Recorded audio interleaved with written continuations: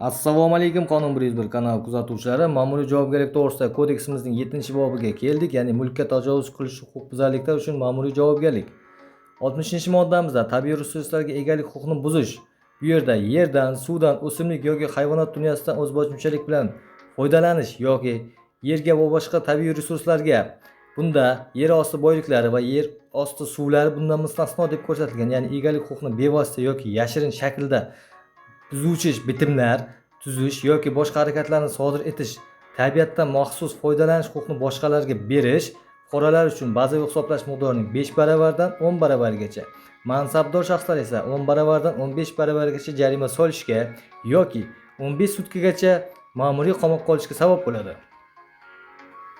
61-moddamizda sug'oriladigan yerlarni o'zboshimchalik bilan egallab olishga yo'l qo'ymaslik bo'yicha choralarni ko'rmaslik. Ya'ni bu yerda bazaviy hisoblash miqdorining 20 baravari fuqarolar uchun, mansabdor shaxslarga esa 50 baravargacha jarima solishga sabab bo'ladi.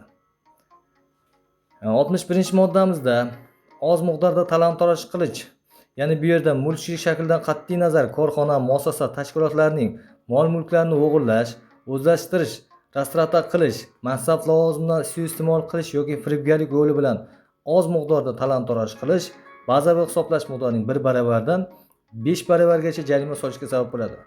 Xuddi shunday huquqbuzarlik ma'muriy jazo chorasi qo'llanilganidan keyin bir yilda takror sodir etilgan bo'lsa, 5 baravardan 15 baravargacha jarima solishga sabab bo'ladi. Bu yerda 61-moddamizda nodavlat notijorat tashkilotlari yoki boshqa nodavlat tashkilotlarning xizmatchilarini pora evaziga og'dirib olish, ya'ni bu yerda bazaviy hisoblash miqdorining 20 baravarigacha jarima solishga sabab bo'ladi. 61-moddamizda mulkni qasddan nobud qilish yoki unga zarar yetkazish, o'zganing mulkini qasddan nobud qilish yoki unga zarar yetkazish oz miqdorda tashkil etsa, bazaviy hisoblash miqdorining 5 baravarigacha jarima solishga sabab bo'ladi. Hamda o'zganing mulkini qasddan nobud qilish yoki unga zarar yetkazish ko'p bo'lmagan, ya'ni miqdorda tashkil etsa, bazaviy hisoblash miqdorining 5 baravardan 10 baravarigacha jarima solishga yoki 15 sutkagacha ma'muriy qamoqqa olishga sabab bo'ladi. Bu yerda tushuncha ko'rsatib o'tilgan, ya'ni oz miqdor degani nima, ko'p bo'lmagan miqdor degan qanday tushunchalar, ya'ni oz miqdor deganda bazaviy hisoblash miqdorining 30 baravargacha bo'lgan doiradagi, ko'p bo'lmagan miqdor deganda esa bazaviy hisoblash miqdorining 30 baravardan 100 baravargacha bo'lgan doirani o'z ichiga oladi.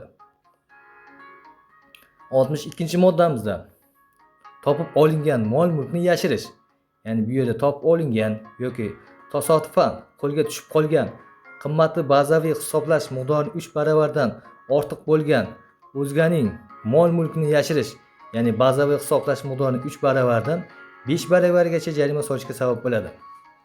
63-moddamizda g'ayriqonuniy ov, baliq ovlash mahsulotlari, yovvoyi holda o'simlik o'sish, yashirish yoki tayyorlash mahsulotlarini qabul qilish, bu yerda bazaviy hisoblash miqdorining 10 baravardan 15 baravargacha jarima solishga sabab bo'ladi.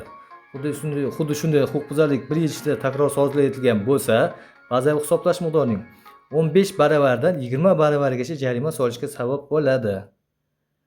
64-moddamizda moddiy madaniy meroslarning obyektlarini muhofaza qilish va ularni foydalanish qoidalarini buzish, fuqarolar bazaviy hisoblash miqdorining 30 baravardan 50 baravargacha, mansabdor shaxslar esa 50 baravardan 100 baravargacha jarima solishga sabab bo'ladi. Shu bilan bugungi videorolikimiz tugadi. E'tiboringiz uchun rahmat.